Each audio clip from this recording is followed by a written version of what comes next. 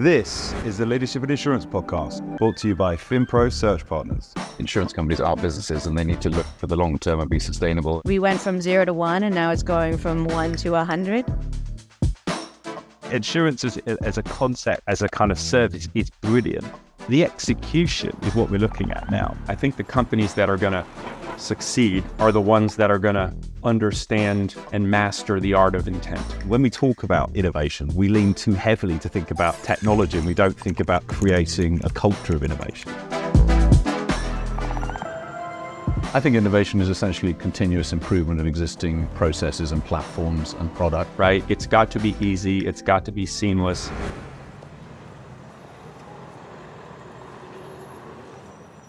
Good morning and welcome to the Leadership and Insurance podcast. I'm your host, Alex Bond, and I'm very lucky today to be joined by Tanner Hackett.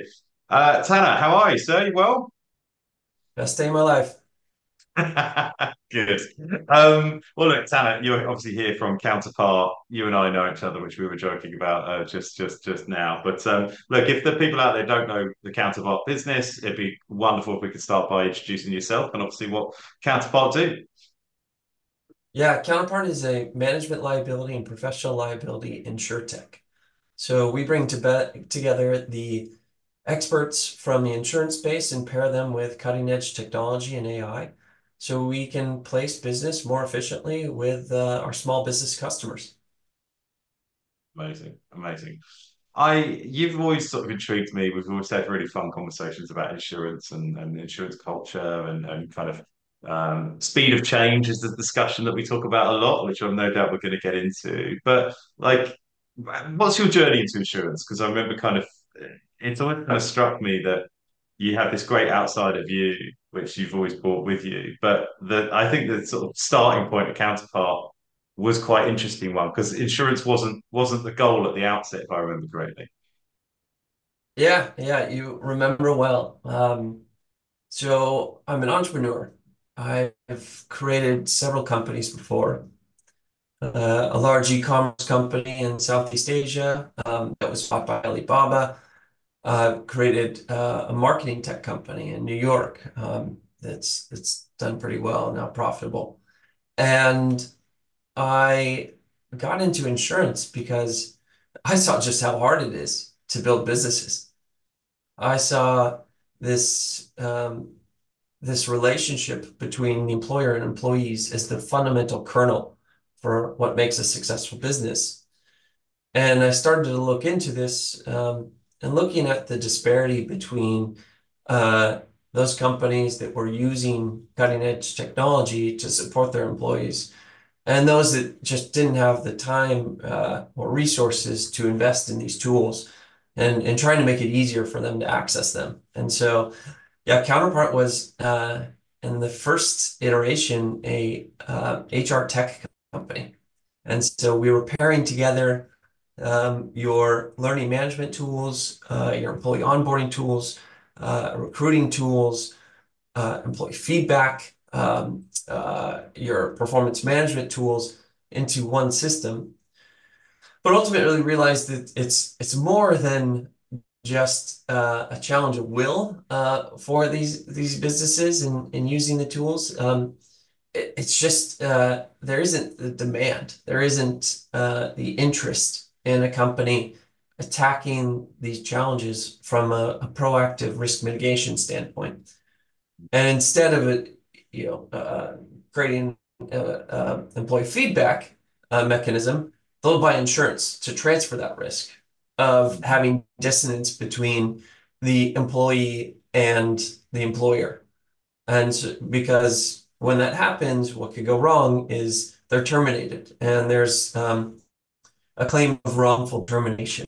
And that's just one instance. But you can see that how this culture and governance compliance side that we're trying to attack from a proactive standpoint, insurance is that tool to help them sleep better at night, or if, and frankly, when it does occur, when in the course of building a business. So that's what got me fixated on insurance is I know that they're small businesses, especially, which don't have the compliance infrastructure, don't have an HR manager in many cases, they really struggle with this, and we wanted to be able to provide them with the products and services that we knew would benefit them in the short and long term. Mhm. You could be describing my business there, I think. I'm very lucky to have hired Rebecca, who's our head of ops, who covers a lot of those bases for us. But up until that point, I mean, to that point, actually, I would say that. So Rebecca came in, and I thought I was running a pretty tight ship in my small little FinPro hat on, and I subsequently found out there was a load of things that we were uncompliant with, and I just didn't know. And I think does that resonate with the kind of story of the companies are part? Is there a part education piece as well to making Counterpart successful? Is that people don't know what they're exposed to because they simply don't know, and how do you counteract that? Very much. So you're specifically talking about the risk mitigation piece, which, again, this is a nice to have for a lot of businesses. How they attack this is first is through insurance. Mm. And I think you've done enough of these podcasts to know that there's an overwhelming amount of complexity to the insurance industry right now. Mm. You think, hey, I have this problem with our business. We're growing. We might have layoffs, or I have to make some tough decisions. Let's just get coverage just in case. And then a agent or a carrier comes back to you with a 40-page document saying, "Oh, here you go," and you have to Mm. correlate this document with the exposures that you think you have, and it's all in the fine print. And so, yeah, I think at every level of these businesses trying to be compliant and trying to reduce their exposures, they're faced with information asymmetries. First, in the insurance procurement process, which this is why brokers exist. This is their job. It's to be those consultants, advisors to the small business. And then ultimately, as they get comfortable with having those exposures addressed through a policy, then to get ahead of them. And that's a completely different conversation because, yeah, you're having it, you can have it at the managerial level, but it needs to be disseminated down to the individual employees. So, creating a handbook. The handbook's only so good as long as it's communicated out to the organization. Or harassment and discrimination training. Great, it's nice that you offer it, but do you institute this into the company? How can we help you do that and make it really seamless for a company to do the things that we think they should be doing, and in some cases are obligated to do? How do you It's funny actually. We're doing this recording, and I'll let everyone into the magic. I also did another recording this morning, but I referenced the fact that we were going to have a conversation today, and we were having a more industry-wide um, discussion about how insurance is moving much more to a prevention model, and preventing the issue. And then the great thing is, obviously, you then are underwriting better risks because your insureds are better managed, and therefore they have a better risk profile inherently. But I'd like to sort of take a slightly deeper dive into how does that work on a practical level? Is it portals? Do you have people on hand to support? How does that kind of work in an operational standpoint? Yeah, so first it comes down to having the resources, and having the infrastructure and knowing where the exposures are, because Mm. just like anything, you have a massive surface area, and there's an 80/20 rule of what the actual exposures are that a business faces. The number one exposure is wrongful termination. Um, Yeah. Wrongful termination, especially in this day and age where a lot of companies are having to do layoffs. This is something that you need to have uh, clear guidance around and needs to be handled within the regulations of both the municipal, state, and federal level. And each of Mm. them has a hand in how this happens, depending on the size of the business. So, yeah, mapping out those nodes of where things can go wrong, and having the tools and infrastructures to quickly communicate this and make it digestible to business is the most important. And of course, you need a human there to be able to um, almost sell this in some cases because yeah, just reading a piece of paper. If you ask a small business, and we did this, we did a survey of CEOs. We asked them in our Business Insights report last year what their biggest risks were and how they were everything from what their biggest risks were to how they're using AI. And there was this interesting convergence where we found that most businesses were actually looking at conducting a layoff. I think it was just around 50%. And at the same time, over 80% were hiring. Well, what does that tell you? That tells us that structurally businesses are changing. That means that, yes, there are some roles that are no longer necessary at this company, and they're having to recalibrate their workforce to what is actually what they see as the future needs of the organization. So naturally, you're going to have some layoffs that occur in these circumstances. Simultaneously, we're asking them, how are you adapting these new tools and technology? And we found that 80% of them, plus I think it was closer to 90% of them, were using AI today, which was shocking to me. In some form factor, they were using AI. And actually, only a small fraction of them saw AI as something that was going to replace their workforce. Rather, they saw it as something that was going to augment their workforce. So I just use these examples to showcase how quickly the workplace is evolving and the necessity of these businesses to be on top of these risks, have the tools to navigate them, and get the support from the companies that have this information, like us, which is really interesting when you think about that natural alignment between the insurance industry and their customers. I mean, it just makes sense. The insurance businesses have all the incentives in the world to provide these tools to their customers. It's going to reduce the claims frequency, probably the severity as well. But we haven't done it. And it just makes you think, why is that the case?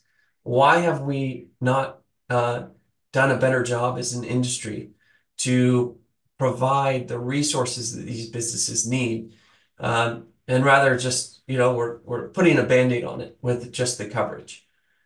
And I don't think it's anything nefarious, but I do think that there's a gap in urgency for the industry to do the right thing. And we hope that, as in MGA, we're backed by two great carriers, Aspen and Markel. They see the writing on the wall that this is the future of insurance. It's to be able to use the same data and tools that we use to underwrite insurance and make this a proactive tool for our small business customers. It's just always frustrated me and the lack of proactivity we've seen because if essentially the data's all there. Like insurance companies have this data, they have the information, they have the risks, they understand like by method of like what are our risks that we look at when we're or what are our factors we look at when we're kind of creating an underwriting like profile, and we're not sharing those. And I've said this too many times on the podcast that if anyone listens regularly, I'll apologize. But the thing that always struck me is when I was buying my insurance, and I'm buying essentially a probably equivalent of a bot policy, and but one of the factors I get asked is like, how much professional indemnity cover do you want as a recruitment business? And I said, well, I don't know. What's the average claim for a professional indemnity claim against a business like mine? And they're like, we can't give you that information. And I'm like, well, then how do I make that decision? And it was that kind of going, I know that information exists within that business. Now they're unwilling to give it to me because it goes down as advice, and I suppose that's a discussion for another day. But it felt to me that there's a mechanism which you can adjust that, saying typically businesses have this. Whereas the information I got back was, oh, typically everyone takes this, and I was like, of any business. I was, well, that's not relevant to my situation, and that's just sort of like it's an example I use so often because I'm like, the information exists within that organization to provide me with that data, or at least give me a range which is applicable to my industry, but I'm not being given it, and I know, therefore, I'm not getting the best insurance experience I should, but I also am operating knowing that I could be at risk. Um, and that is not in the bracket of making me sleep at night, which is what I buy my insurance for. So, on that simple equation, that data has always been there. Um, Tan, I wanted to ask you about SMB businesses specifically. Um, why do you think it's been so hard for insurance to kind of effectively service small businesses? Is it just because it's the value of the policy versus kind of how much they can put in? Is technology a bit that? But that's my theory. But I don't know. What do you think specifically is an issue there? Um, so if you look at the structure of a traditional insurance business, they are just ill-equipped to manage these very small uh, premium policies. Because especially in the case of management liability and professional liabilities, these are very broad exposures. You're having to underwrite from everything, bankruptcy risk to, employee theft in the case of crime, and professional liability. We know how broad that gamut is. And Mhm. um, this usually means that a human needs to underwrite every single policy at a carrier because just as you were talking about, the data isn't accessible to the external world. In a lot of cases, it's not even Yeah, available to them.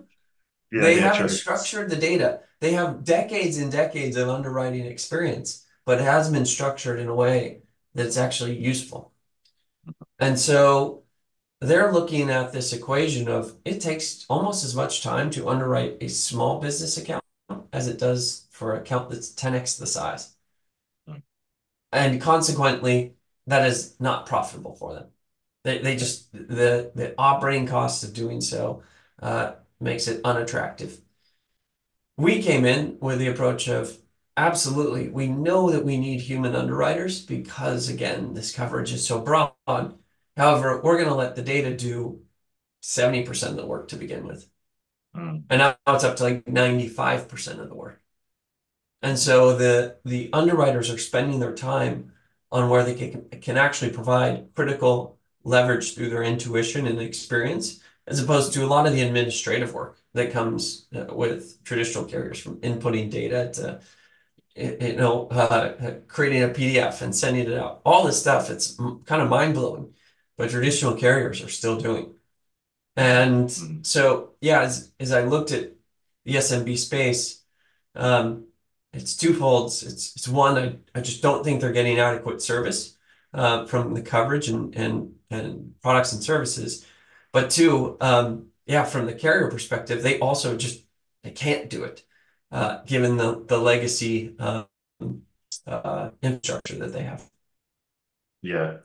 Yeah, I think that makes a lot of sense. And as you were talking, I was like, this just appears to be the real untapped opportunity within insurance, and we're seeing that. I mean, there's been a trend towards SMB focused insurtechs popping up, and because the efficiencies aren't there to kind of profitably do that business. But also, I think it's there's something of the personal touch that's missing for small businesses, which small businesses want and desire a lot of the time. I mean, as a small business, I know how much I value like insight and advice, and because you still feel like you're operating without the really the infrastructure you would want. Like ideally, if you get to scale, you have your HR team, and you have your insurance expert, and you have your legal team. But when you don't have that, you want that high touch. So it's kind of like high touch, but effectively, I suppose, low reward from a incumbent insurer perspective. Um, Yeah, and uh, so I just touched on the carrier part, but the brokers also have the same paradigm. mm, mm, So much less efficient for a broker to serve a mm, small business, again, a $2,000 policy, than it is for them to serve a medium-sized business where it's Mm, 30, 40, $50,000. The commission take rate is the same, but the absolute value is much different. And so we also provide that value proposition to them of providing the information in a very intuitive way, where it's consumable to them. They can see the differences in our policy. We call out what makes us unique, what the benefits are, what the limits and sublimits are, and the endorsements, etc., and all the tools and services that are available to the customer that are unique to Counterpart. mm. Um, I think that just jumping on that point, actually, I think pointing out where the gaps and differences are is just like a huge part of it. I mean, I think that myself, and bear in mind we're talking as insurance people, quote unquote. I always struggle with that. It's like I'm just renewing my car insurance, and I'm sure it's pretty vanilla coverage. I mean, holiday and travel insurance is where I probably get the most challenges. It's like they look the same, but they're probably not, and they're probably significantly different in parts. So I think we don't do enough of exposing ourselves, and I think that's a really positive thing to hear that we're actually pointing out that this is where we are different, and this is where the gap is, and obviously we're going to sell the benefits, but just why it's different and why these policies don't look the same. Because when you get confronted with a 40-page document, you kind of want them to be. I suppose the desire is they must be roughly similar because they're long and confusing. Did you think about that in the product design in terms of kind of how long things like your wordings are, just because you're dealing with SMB businesses as well? Yeah, absolutely. I thought about this, I took my lens of building businesses for consumers, where we had a good deal of success, Mm, and realized that, yeah, you have to apply the same UI, UX knowledge and think about how do you make something that in some cases almost feels like it's intentionally made more complex by the industry, and how do you mm, simplify this mm, for the actual customer? But at the same time, I think that this is the value proposition of a broker, and it's why we chose to go through brokers, mm, because a great broker is one that is going to, we can make it as simple as possible, but there is nuance to purchasing an insurance policy. mm, Um, the every word does matter on a policy form. And so I see the brokers as evolving from simple market makers, where you come to them and say, I need X type of insurance, and they say, okay, I got three markets for you. Here you go. And they shell it out to you, and you say, okay, what do I do with this? To somebody that's more coaching you as a business, because they're not doing the work on their end to go, ping carriers and follow up with them. Rather, this is automated through things like APIs. Their work comes on the front end now versus the back end, and it's delivering this message to you in a concise way where you can make a quick decision and to have answers for you when you come back and ask things like, what's the what are the appropriate limits for a business my size, or what's the average claim? This information is the value add of that broker and customer relationship. And we are getting there.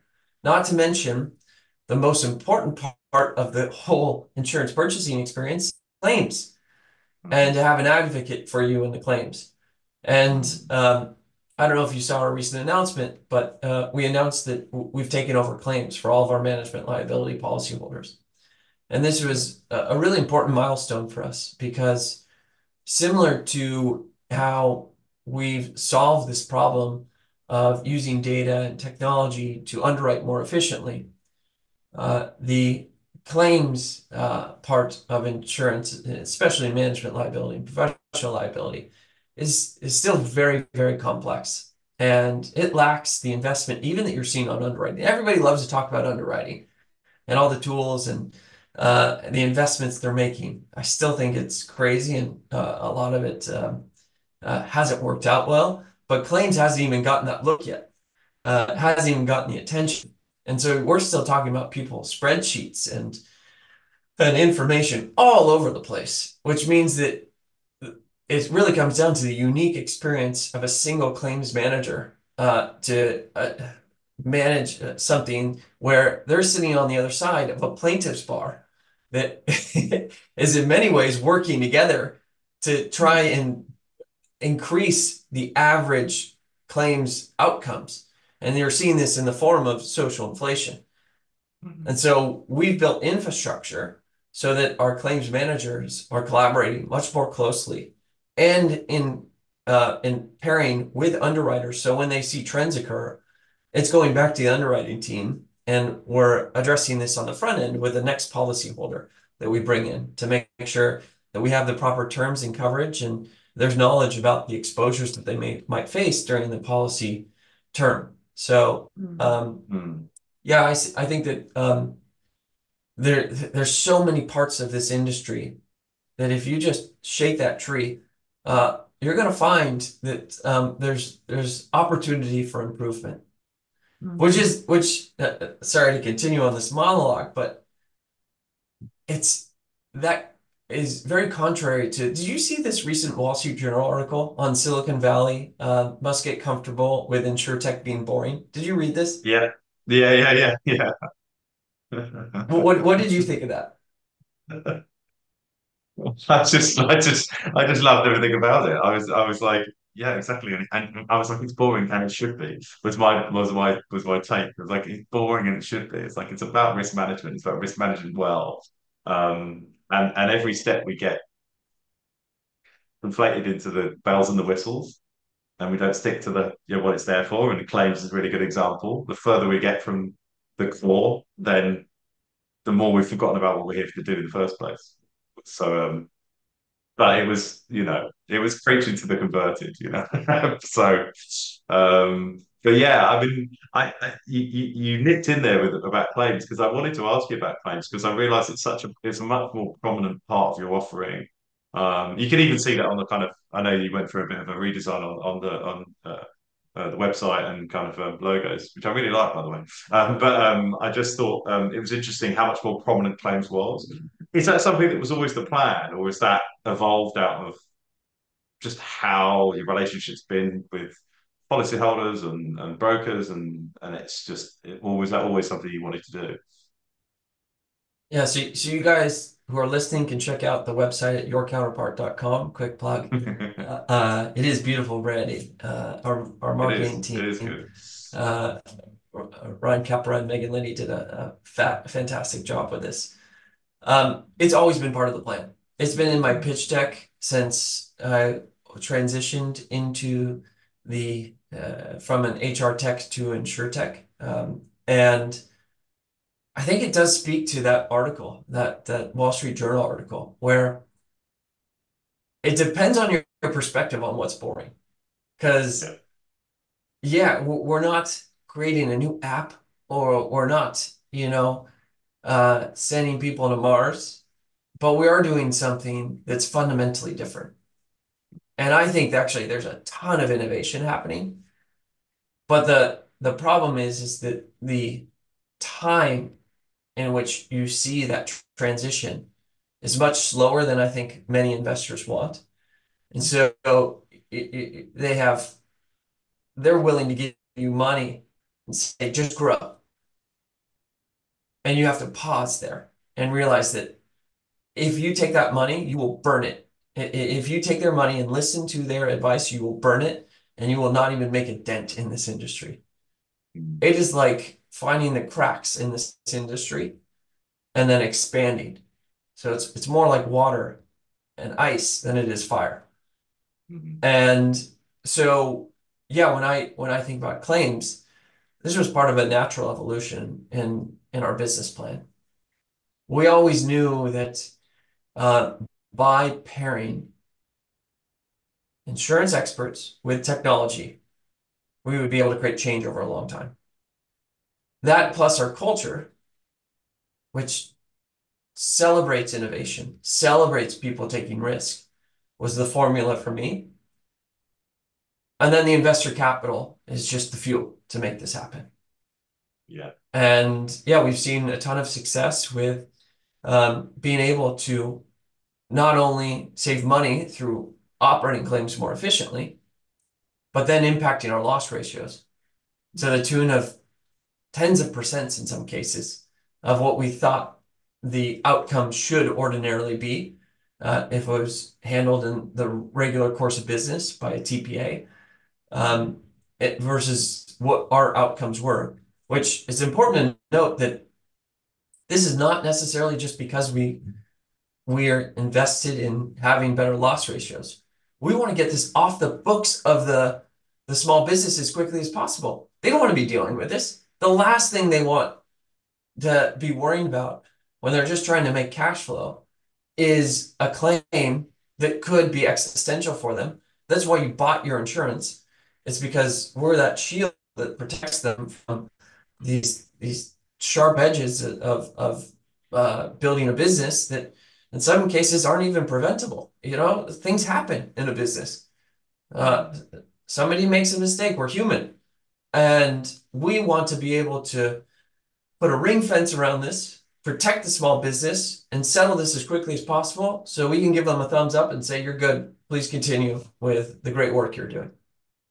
Yeah, yeah, that's so important. I mean, I think we that's where this kind of proactive approach to insurance really resonates with me because, everyone knows that if anyone's ever had a claim, whether it's personal, whether it's like in the business, it hopefully it's not all encompassing, but particularly in a business, if it's an existential threat to your business, then it is all encompassing. It's you genuinely losing sleep about it, you're worrying about it, and that not knowing doesn't allow you to plan.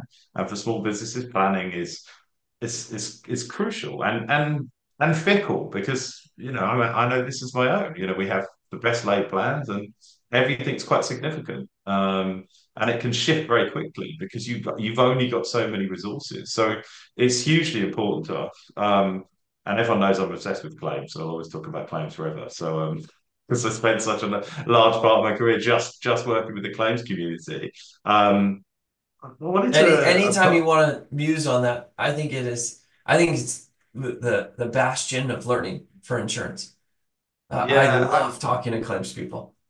Well, what's always stuck with me? So I used to purely do claims recruiting for about 6 years of my, and I had these conversations and roundtables, and you didn't see C-suite people come through claims, and I kind of understood it because if you say right, insurance is really about growth and distribution, but then you also have people coming through from underwriting, and I was like, right, okay, that's I sort of thought I don't know if that tracks true. I sort of understood the theory, but I was like, that's buying into a certain kind of theory. And then someone said, well, this is an underwriting director. And when you put some smart people in claims, we'll start people having some claims people in charge. And I was like, the suggestion there's no smart people in claims, I find absolutely hilarious. But no, I mean, that sort of joking aside, it's where you learn, it's where you get feedback. It's like the idea of like not listening to claims. It's like we're going to be in business and not listen to our customers and we're going to be successful. It's like it's just not going to be true. I'm really conscious of time, Tanner, so I wanted to kind of to just probably ask you this last question. Um, do you think you'll evolve because you're building this relationship with SMB businesses? You're getting to know them better. Is there a world where you start offering other additional lines of business like cyber? Would you look at, for example, in with the same sort of context, or is it sticking to your lane that's kind of led to you be successful? We'll stay down this pathway. So our lane continues to expand. We started with just management liability and um, employment practices, D&O, and fiduciary. We expanded to crime insurance. Then we expanded with offering an excess product. Then we offered a miscellaneous professional liability product. And we're continuing to expand our appetite. However, I have to do the math on where I think we have a novel advantage because much to what we spoke about, this comes down to having data assets and expertise where you can provide value. And if you look at the relationship between management liability and professional liability, there's clearly some underlying exposures that are related. And that's to a lesser degree with cyber. So I think cyber is a really interesting category. It does overlap in a few dimensions, just in the exposure to the directors and officers if they're completely negligent.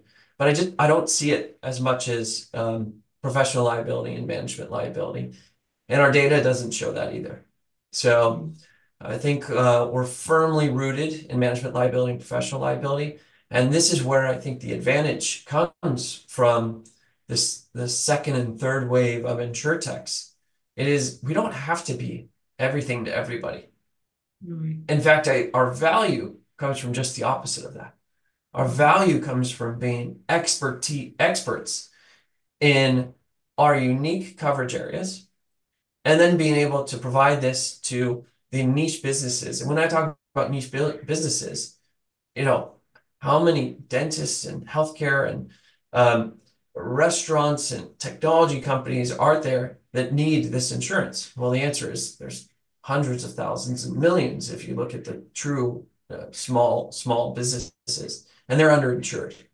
So we take the approach that is we want to be absolute PhDs in these coverages and be the best provider of this important line versus the traditional carrier that, they can have a tough year and not be great in a certain area because they'll make it up for another area. We want to be the absolute best in everything that we do. I love that. And I think it goes back to that kind of full circle a bit towards the kind of investment markets that we've looked at and this kind of insurance being boring, what it boring. It's like taking the time to build the kind of like I love the PhD level thinking in your subject matter area. And then of course it's a big enough area to grow an enormous business, but it will take time and it will take kind of expertise and investment in talent and investing in the right talent to sort of get there. And I think some of these kind of like earlier stage insurtech investments were just trying to ignore that timeline that we all know is there and we've all seen. Of course, we can shave a few points off because we can use some better tech and we can help our people by giving them tech. But at the same time, it's having that long term investment thinking, which is been absent a few times in the last few years, but seems like sanity is returned, so that's great. Tanner, thank you so much for being a guest on the podcast. I've wanted to do this for a long time. You're someone who's I always think's got an interesting take on things. So thank you so much for taking the time out to be a guest on the Leadership and Insurance podcast. Great to be here, Alex. Thank you so much for having me. Thank you.